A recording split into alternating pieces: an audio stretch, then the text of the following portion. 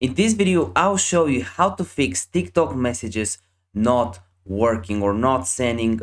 It's a very simple tutorial. There's 3 or 4 things you can do. But before we start, make sure you give this video a like, because each like helps me out a lot. Do it right now. Okay, so the first thing you can do is go on TikTok, and if you when you click on inbox and you click on the DMs, the direct messages here, if you can send a message to someone, the first thing that can happen is that person isn't accepting messages. He can have an option like this of from people that are not following him, and he's not following them back.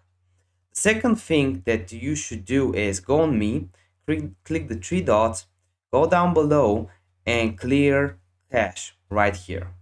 The third thing is going on the App Store or the Google Play Store, type in TikTok and make sure you have the latest version of TikTok updated. So if you don't have an update option, you're all good like me. The third thing or fourth thing that you should do is go on your settings, and on an iPhone you would go on general, but it's on an Android device it's similar. You click on iPhone storage or apps on Android and you want to find TikTok. When you find it, you just click on it and you want to click offload app.